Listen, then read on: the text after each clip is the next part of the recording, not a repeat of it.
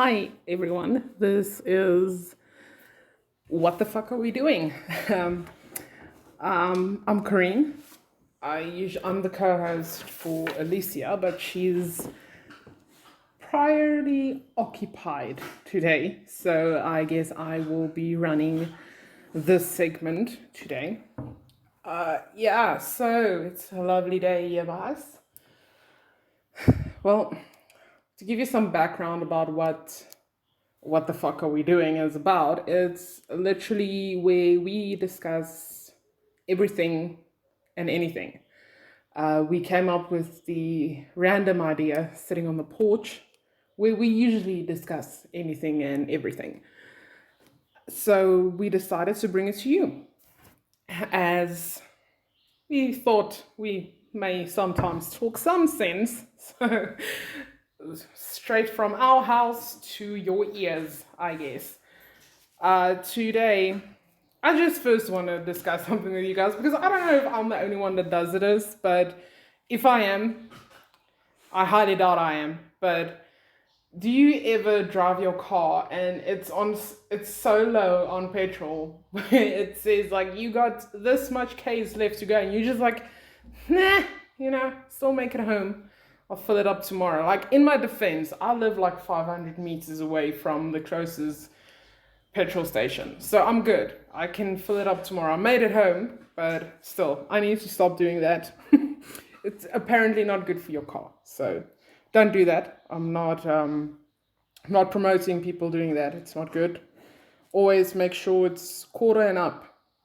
Yes, that's the good way to go. Don't be an idiot like me. So today, I decided, because I'm the only one doing this today, to discuss narcissists with you. I know this is a subject or a mental personality disorder that has been discussed. That's the dogs. My bad, people. This has been it's been a disorder that has been discussed by so many people, and the reason that I'm doing this is because I just recently got out of a relationship with a narcissist. So it's something that I really feel deep about, and I think people should know and realize this is something that we all live with. We all know someone like this, or we've been with someone like this. Some of us even have family members like this.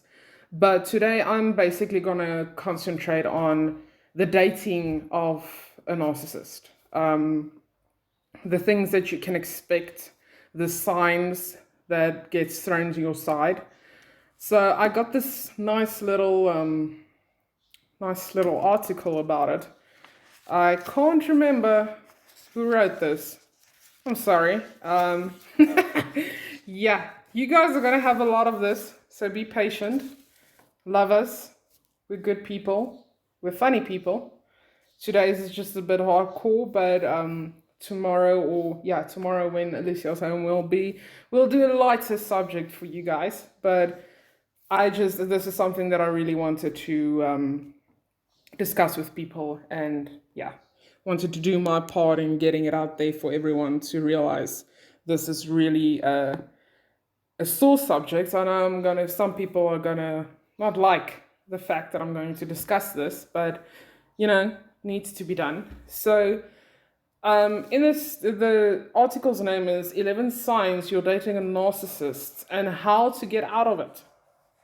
So what they say is a narcissistic personality disorder isn't the same as self-confidence or being self-absorbed. When someone posts one too many selfies or flex pics on their dating profile, or talks about themselves constantly during a first date, we might call them narcissists.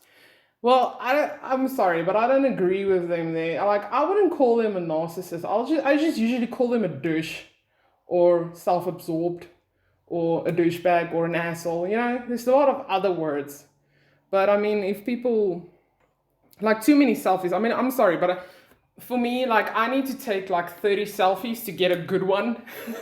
That I keep one. So I mean, you can never take too many selfies. Like, if it's open in the public and you take selfies, then okay, yeah, I agree, that's too much.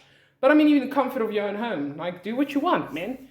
But flex pics in a gym, I mean, oh, come on, people. Jeez. Okay, you gym. We get it. We're proud of you. It makes you feel better about yourself. You're taking good care of your body. Good for you, man. We're so proud of you. We love you for who you are. But not everyone needs to know this on social media. I mean, come on. And I mean on a dating profile. Like, seriously, you think you're going to get more likes because you got a flex pic of your abs or your biceps? No, no, sweetie. No. If it was me, I'll just swipe left. Like, no. Anyway, let's continue.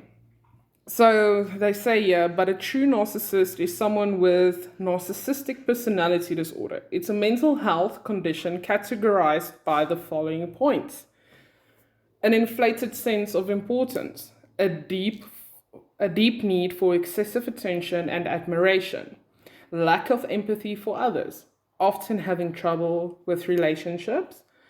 What it boils down to, says licensed therapist Rebecca Wheeler, is selfishness at the expense of others, usually in extreme measures, plus the inability to consider others' feelings at all times, or even at all.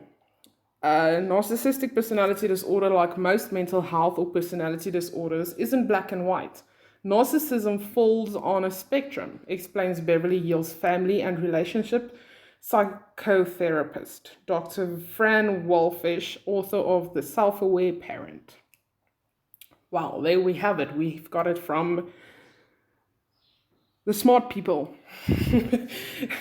I don't know, the people that we usually go to when we feel like our mental state is deteriorating. Okay, so then they say the 9 official criteria for narcissistic personality disorder. Okay, from now on, I'm just going to say NPD. My bad. Sorry, people. NBTPPD.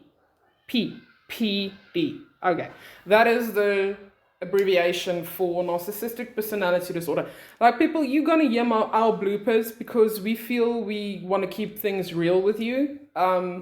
Because this is a platform where we're all human. We all discuss the issues that's closest to us or what we feel needs to be discussed.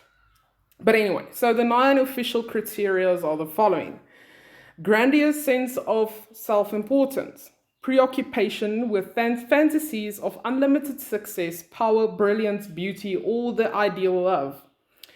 The belief they're special and unique and can only be understood by or should associate with other people or high status people or institutions. The need for excessive admiration. The sense of entitlement. The interpersonally exploitive behavior. The lack of empathy. The envy of others or belief that others are envious of them. The demonstration of arrogant and haughty behaviors or attitudes. Now, people, I mean, we all know some people that has some of these traits, but look, I'm no therapist or psychotherapist, but I feel personally, if you know someone that has like 5 or more of these traits, nah, not good news. I might be wrong, but I mean, that's for me. Like, if I ever meet someone that takes like 4 of these traits and they have it in them, bye.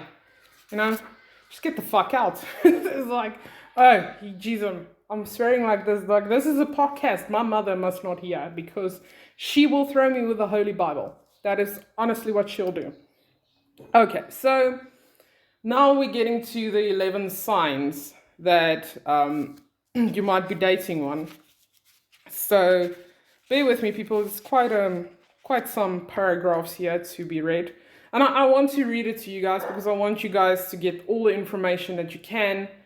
And then we'll discuss it. Like, I will go through each point and then I will discuss it and maybe even give my feedback from my previous relationship because he was a narcissist to the T. So then I can give you like real life scenarios and then, you can use it, throw it away. Don't even listen further. You choose. You choose what you want to do. Okay, number one. They are charming as fuck at first. It started as a fairy tale. Maybe they texted you constantly or told you they loved you within the first month. Something experts refer to as love bombing. Maybe they tell you how smart you are or empathize how compatible you are, even if you've just started seeing each other. Narcissists think that they deserve to be with other people who are special, and that special people are the only ones who can appreciate them fully, says Nedra Clover Tavap, founder of Kaleidoscope Counseling in Charlotte, North Carolina. But as soon as you do something that disappoints them, they could turn on you. And usually that you'll have no idea of exactly what you did, says Tavap. How narcissists treat you or when they turn on you actually has nothing to do with you and everything to do with their own beliefs.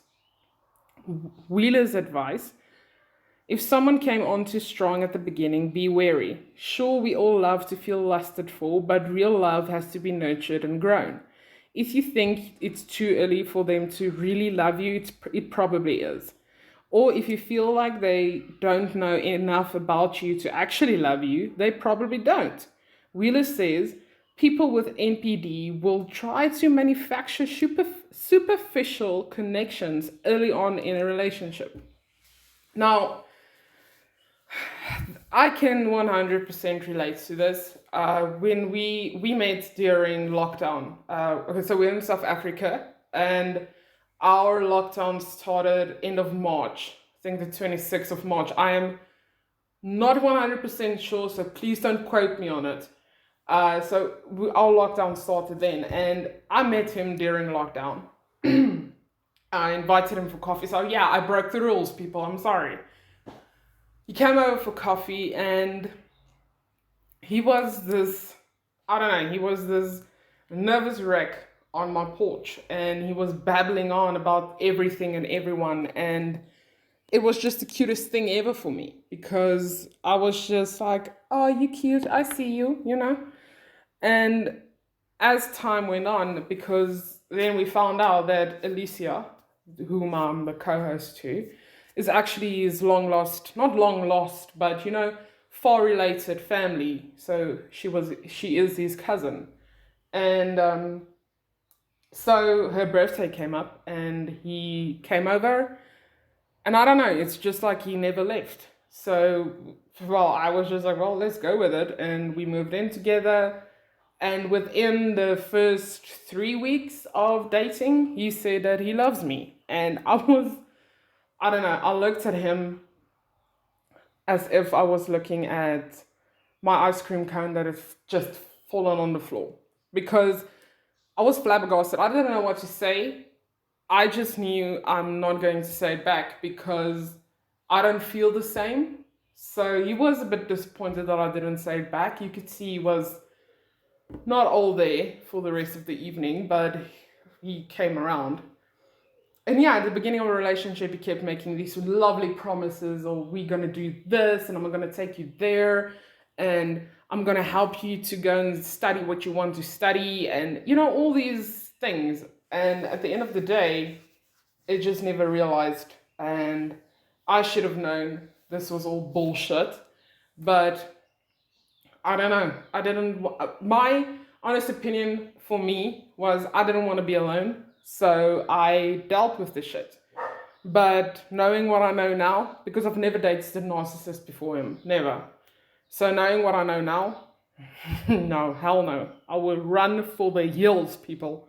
Okay, so the second point, they hogged a conversation talking about how great they are.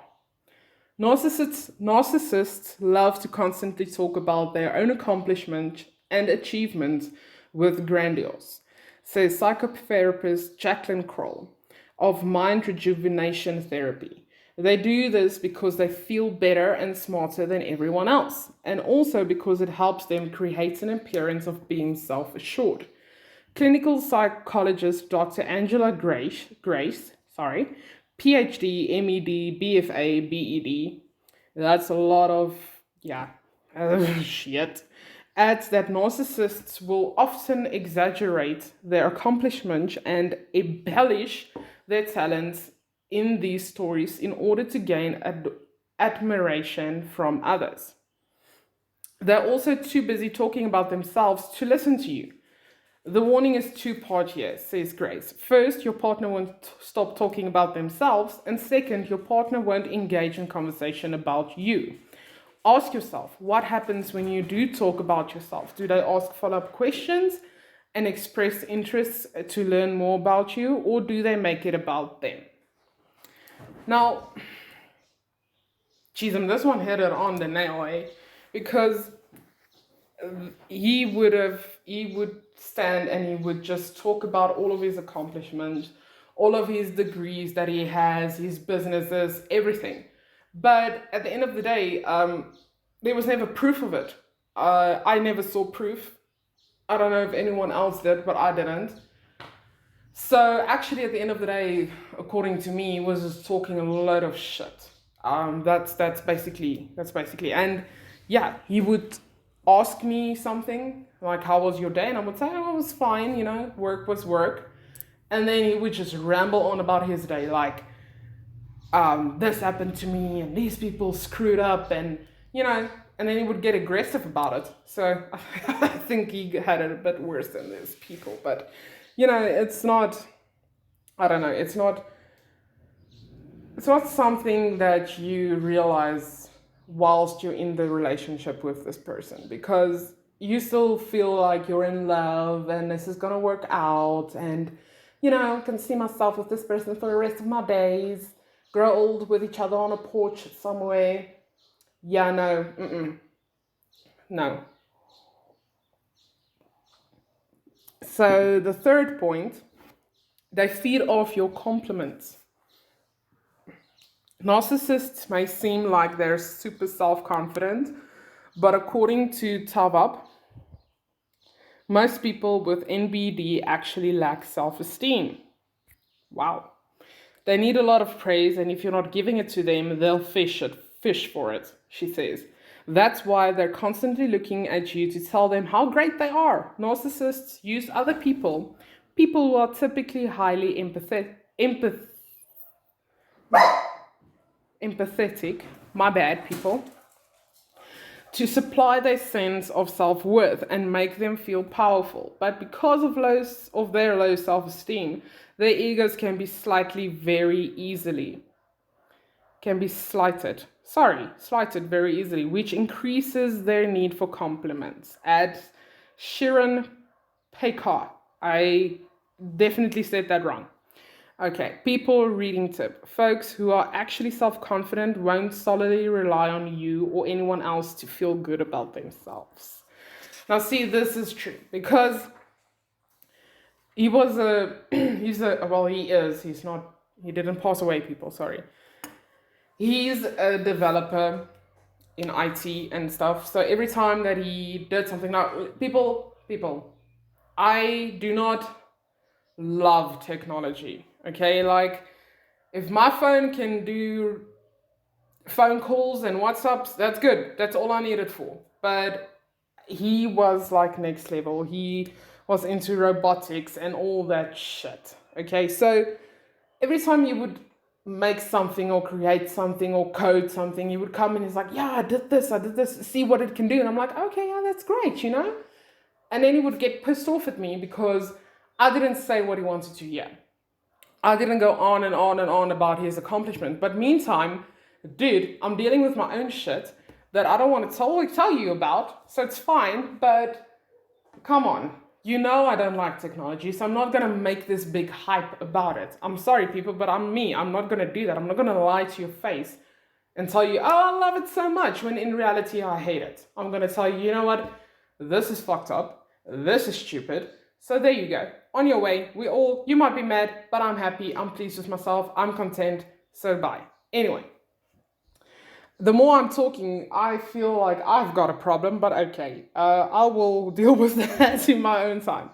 So, the fourth point, they lack empathy. Lack of empathy or the ability to feel how any other person is feeling is one of the hallmark characteristics of a narcissist, Wolfish says. Narcissists lack the skill to make you feel seen, validating, understood, or accepted because they don't grasp the concept of feelings, she says. Translation, they don't do emotion that belongs to others. Does your partner care when you've had a bad day at work, fight with your best friend, or scuffle with your parents? Or do they get bored when you express the things making you mad and sad? Wolfish says that this inability to empathize or even sympathize is often the reason why many, if not all, narcissists' relationships eventually collapse, whether they're romantic or not.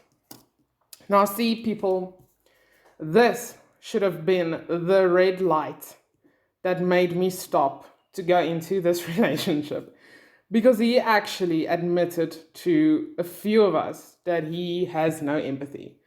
He literally said to us, and I'm quoting him because none of you will know. Okay, well, if you know me, you'll know who he is. But if you don't know me, you don't know who he is. Like, people, we're not going to say names. So I'm just going to call him Carl. So Carl admitted to all of us that if his parents died today, he wouldn't feel anything. Like, he would just go to the funeral and go on with his life. People, if my mom dies today, I will not be able to cope like a normal person for the next how many years of my life. I mean, that's my mother. She carried me for 9 months. She raised me to be the person that I am today. Well, except for the swearing. So, Mom, if you're listening to this, I do apologize. I love you. I respect you. But, I need to I need to emphasize my wording and how I feel about stuff. Okay, so number 5. They don't have any or many long-term friends. Most narcissists won't have any long-term real friends. Dig deeper into their connections and you may notice that they only have casual acquaintances, buddies they trash talk, and nemesis. As a result, they might lash out when you want to hang out with yours. They might claim that you don't spend enough time with them, make you feel guilty for spending time with your friends, or berate you for the types of friends you have. Now, damn, I should have read this article the moment I agreed to go out with him, because this is one of the things that we have thought about constantly. Because I've got a few friends, and then I've got like 3 close best friends.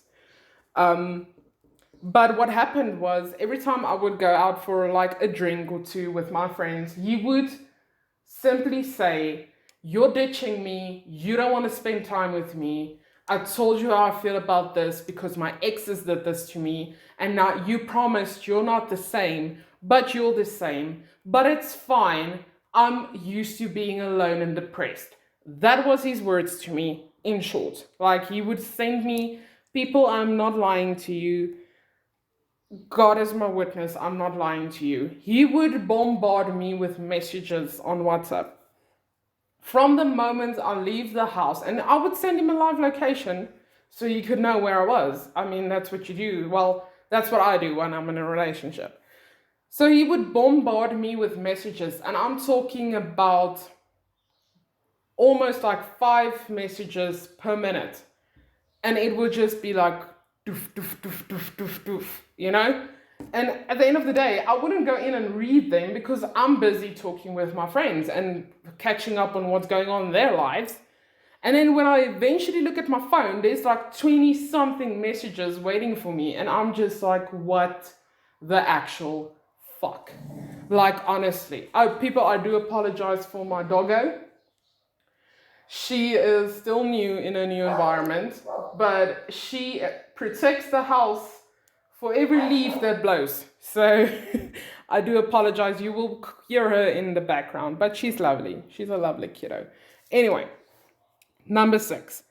They pick on you constantly. Maybe at first it felt like teasing, but then it got mean and became constant. Suddenly, everything you do, from what you wear and eat to who you hang out with and what you watch on TV, is a problem for them. They'll put you down, call you names, hit you with hurtful one-liners, and make jokes that aren't quite funny, Pekar says. Their goal is to lower others' self-esteem so that they can increase their own, because it makes them feel powerful. Doom doom. What's more, reacting to what they say only reinforces their behavior. A narcissist loves a reaction, Baker says. That's because it shows them that they have the power to affect another's emotional state.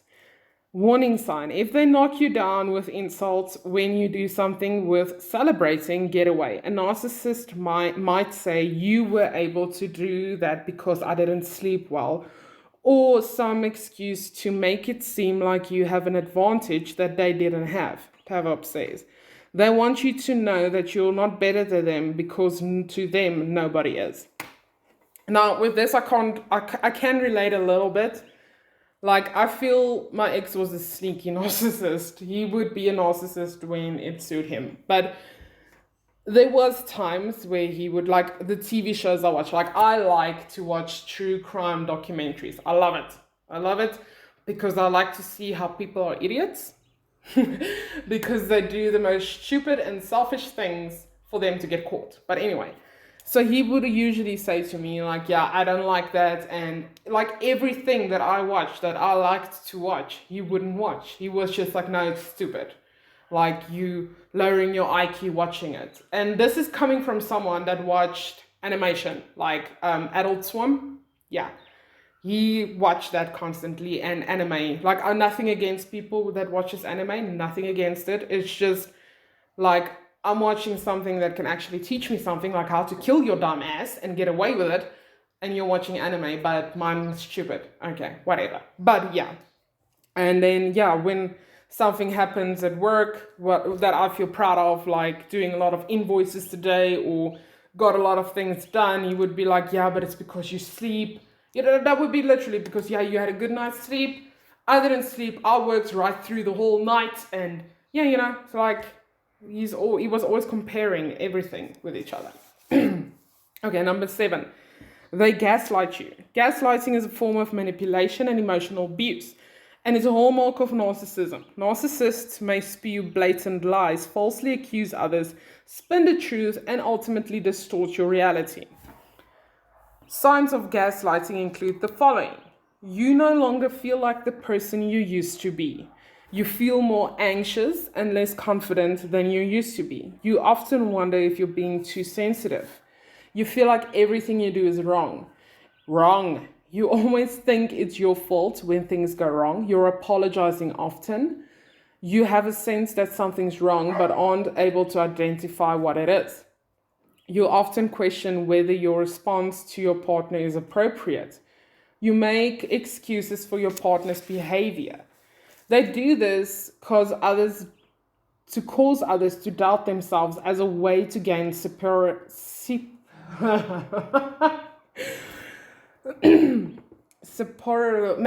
feel superior. There we go. Narcissists thrive off of being worshipped, so they use manipulation tactics to get you to do just that, Pekar says. Now, people, this is true. Like, each one of these steps is true, or examples. Sorry, I just took a sip of my cola there. Like, if I take myself, the person that I was 4 months ago, and the person I am now, the person I was, and I mean, our relationship was short, people. It was 4 months. We were together for 4 months. We lived together for like 3 months and 2 weeks of it.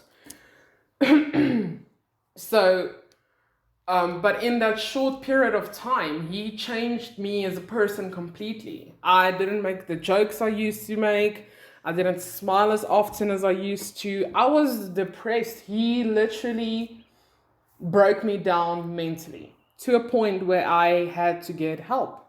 And yeah, people won't always understand it. It is dangerous to date a narcissist. It is dangerous, okay? Listen to me. It is fucking dangerous. You're playing, like in my eyes, it's like playing with Satan himself. That's the closest description that I can think of, because they do not care how they break you or how they make you feel. They do not care. Simple as that. They will go on with their day. They will say the nastiest things to you the morning, and they'll just go on with their day like nothing happened. And you're sitting with the pieces. You're sitting there a wreck because you don't know what you did to deserve that. You honestly don't. But anyway, to continue. Number 8. They dance around defining the relationship. There are thousands of reasons someone might not want to label your relationship. Maybe they're polym,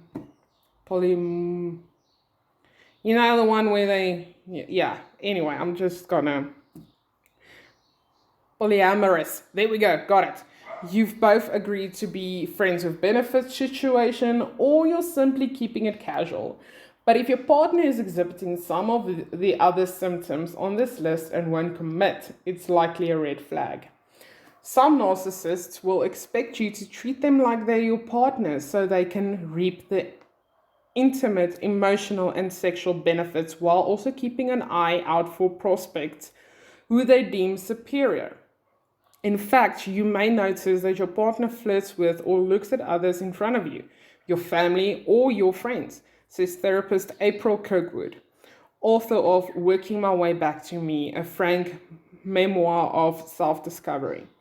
If you speak up and own your feelings about their disrespect, they will blame you for causing a fuss, call you crazy, and use it as further reason not to commit fully to you. If you don't say a word, that also gives a non-spoken message that you don't deserve to be respected, she says. If it sounds like a lose-lose situation, that's because it is. But remember that you deserve someone who is as committed to you as you are to them.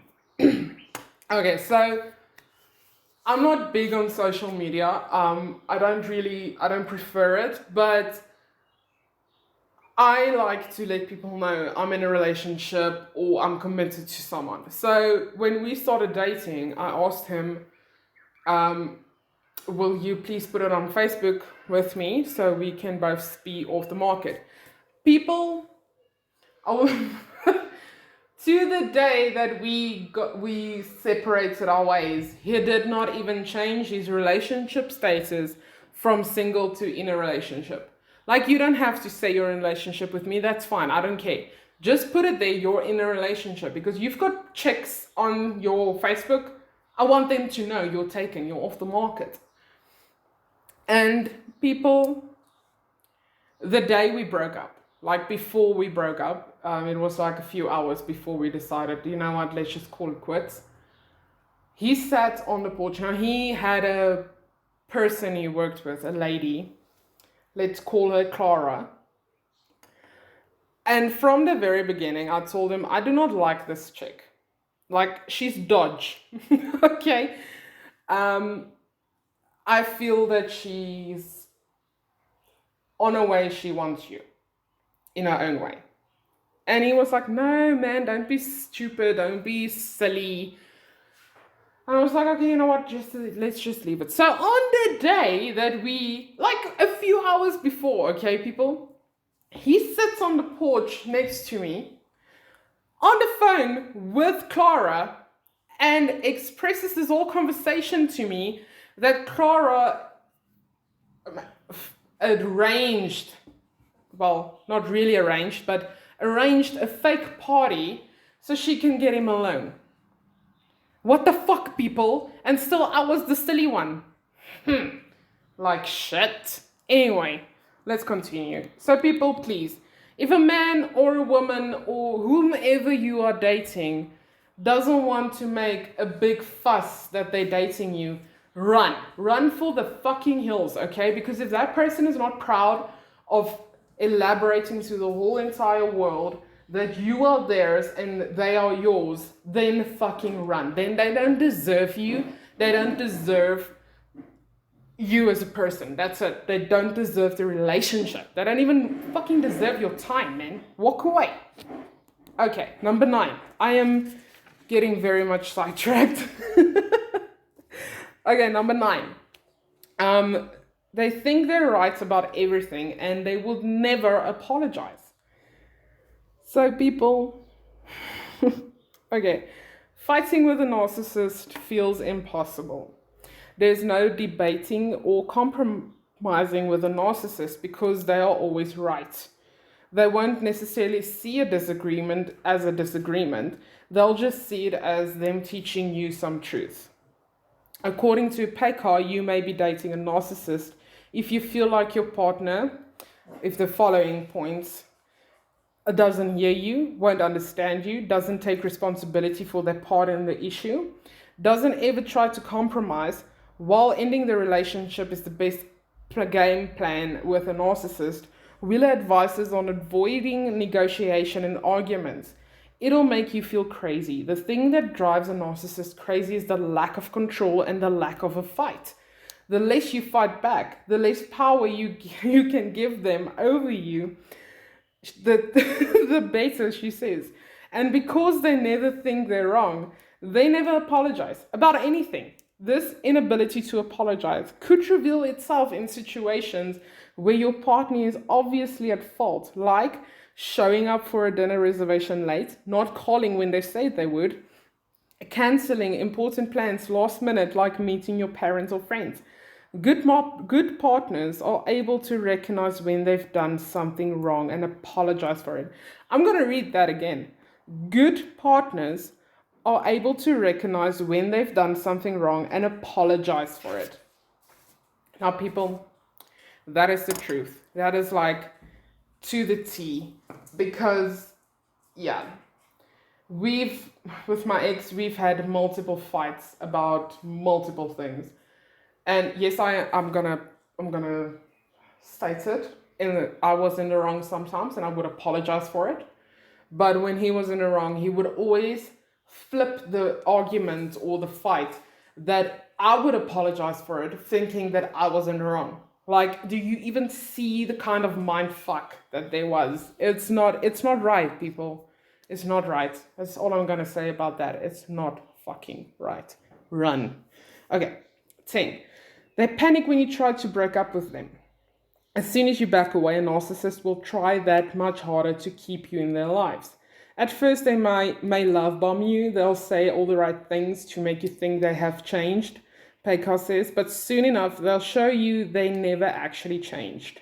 And because of this, many narcissists find themselves in an on-again, off-again romantic relationship until they find someone else to date. Now, people, this is a true story. I'm going to tell you this because I want you guys to open your eyes. Like, honestly, this is the reason for this, okay? I want you to open your eyes, run for the fucking hills, and be happy with someone that deserves you, okay? So, I think it was 2 weeks before we actually broke up. I wanted to break up with him. He left me, by the way, at the end.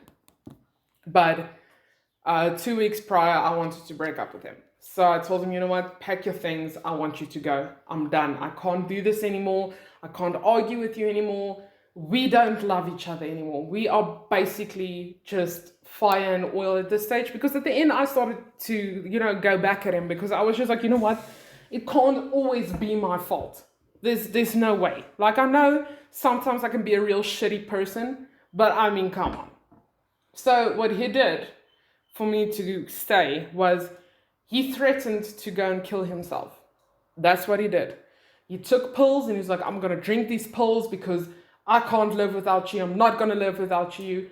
And he literally threatened to kill himself to the point where I was emotionally shut down. I sat on the ground floor of my bedroom and I cried. That's all I could do. I couldn't speak.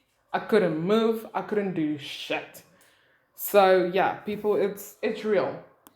The effect that people may have on you mentally, physically, it's real. Don't fuck with it. Like, the moment you realize someone's not good for you, please leave. If your friends say, like, I know friends can be douches sometimes, but sometimes they're right. Like if a friend tells you, like, listen, dude, no, you need to reconsider this, then listen to them. Open your eyes and look around. Smell the flowers. Okay? So, number 11. The last point, finally. And when you show them you're really done, they lash out. Exactly what I just said. If you insist that you're done with the relationship, they'll make it their goal to hurt you for abandoning them, Pekar says. Their ego is so severely bruised that it causes them to feel rage and hatred for anyone who wronged them. That's because everything is everyone else's fault, including the breakup, she says. The result, they might badmouth you to save face, or they might start immediately dating someone else to make you feel jealous and help heal their ego, or they'll try to steal your friends. The reason, says Tabop, is because a good reputation means everything to them, and they won't let anyone or anything interfere with it. Well, I'm sure not even going to comment on it because it's basically the same as point 10. So, okay, so the next header says, okay, so you're dating a narcissist, now what? If you're in a relationship with someone with MPD, chances are you're already experienced quite a bit. Being in a relationship with someone who's always criticizing, belittling, gaslighting, and not committing to you is emotionally exhausting. That's why, for your own sanity, experts recommend to get the fuck out. You see, even the experts say it. Damn. Like, people, I can't say any more on this. Like, this is, the experts tell you to fuck off. So why are you still there?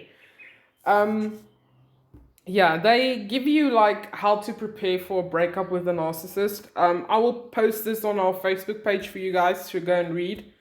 It's not a lot, but I'm not going to read this now because there's another article that I have with 10 things that you must sacrifice. I'm going to take a picture of that for you guys. I'm going to post it on our Facebook page. Our Facebook page is exactly like our podcast. What the fuck are we doing? But it's split. It's what the FCK are we doing? Okay, so go and look us up, follow us. You can even, we've got a Twitter account as well. What the fuck are we doing? Go and follow us, comment, tell us what you guys want us to discuss next. Tell us about your own experiences with narcissists. We'll read them if you want to share it with the public. We'll read them for you on here, discuss it, whatever you want us to discuss next. Go and post it, make funnies, whatever you want to do with it, run for it. So the 10 things that you must sacrifice to keep your narcissistic lover happy. This is what they say, yeah. So let's see. Number 1, make your daily mantra, it's all about him or her. Number 2, say you are sorry even when you haven't done nothing wrong. She or he will appreciate your eagerness to make them happy. Number 3, don't get sick or appear needy. Remember your mantra in sacrifice 1. Number 4, never, and I mean never, talk about the relationship. If you wish to have one with them, don't. Number 5, don't be selfish. Downplay your looks, smarts, and appeal to make them feel more secure. Number 6, no, that was number 5. This is number 6. Be charming at all times. Charm, never harm should be your motto. Number 7, never start a sentence with I need you to. Number 8, know what they expect of you, then give it to them.